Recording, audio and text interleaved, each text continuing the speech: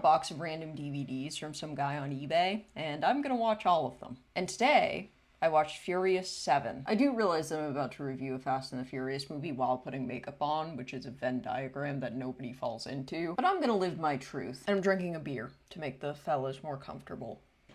You may be asking, Liz, have you even seen any Fast and Furious movies? And to that, I would say, how dare you assume that I would go into this blind? I'm a professional. I've seen the first one. Furious 7, directed by James Wan of Saw, centers a villain named Deckard Shaw, whose brother was mutilated by Dom's crew in one of the previous films. So he wants to get revenge, obviously. So Dom strikes a deal with Kurt Russell from the US government. The crew has to find a device called the God's Eye, which is an omniscient worldwide surveillance system. And in exchange, they can use the technology to find Deckard. Did this film come out in 2015, not long after Edward Snowden leaked classified NSA documents revealing the disturbing extent of global surveillance programs? Yeah. So does the crew feel a little uneasy about getting the God's Eye for the US government? No, they don't. And it feels kind of pointless anyway, because if they stay in one place for longer than 10 minutes, Deckard shows up anyway. Why do they need to track him? Whatever, I'll let it go. Furious 7 is widely considered one of the best, if not the best, film in the Fast and Furious franchise. It is, in the present tense, the 14th highest grossing film of all time. Not of that year, not of that decade, of all time. The thrilling, over-the-top action sequences probably contributed to this, but also this was the last film Paul Walker was in before his death. This has been brought up recently because of how Fez's character's been handled on Euphoria this season, but I don't really know how I feel about Paul Walker's character being left alive in this franchise. Is it in poor taste, or did it just catch me off guard? I don't know. I mean, Brian's arc in this film didn't feel very organic in general. Like, at the start of the film, he was bored with family life and missed the bullets. He doesn't miss the girls, he doesn't miss the cars, he misses the bullets. And then Dom tells him one time that family is important. Everyone's looking for the thrill, but what's real is family. Hold on to that, Brian. And he decides that he no longer misses the bullets.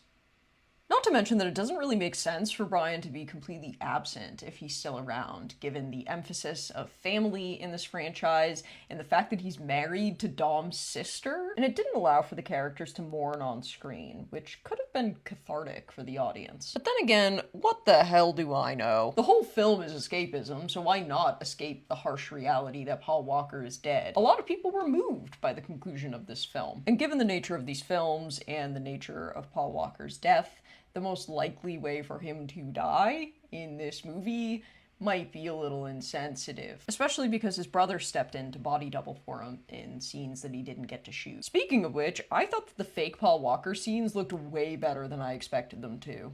Okay, I think it's worth noting that I did not feel like the target audience for this movie. There's a scene in which a character tells the crew that he's going to take them to a party, but not dressed like that. So you can get us up there, right? Sure, but not dressed like that. Which feels like a segue to a try-on shopping montage in my mind. But instead it just hard cuts to them epically walking towards a windblower in their fancy clothes. Boo. Not to mention that there's these egregious Michael Bay style shots where nameless women's nameless bodies are thrown in there with no context or sensuality whatsoever. Like, I genuinely don't know what it's meant to communicate beyond look at this lady for half a second. Despite that, I have to admit that I was a little bit endeared by this film for two reasons. One is that despite the nameless bikini women, the named female characters have personality and agency. Like, Letty fights Ronda Rousey in this film. There's this whole conversation about how you can't assume that Ramsey isn't the most powerful programmer on the planet just because she's pretty. This is a very low bar. And I'm not making the claim that Furious 7 is a feminist masterpiece, but it's shocking how many similar films don't clear that bar. And the second is that it's sweet to me that one of the most testosterone-fueled franchises in the history of cinema is as sentimental and dramatic as a soap opera. The whole family thing has been heavily memed, but I do think it's kind of sweet. Letty has amnesia, but her memories come back when Dom is on the brink of death. Dwayne "The Rock" Johnson delivers the line,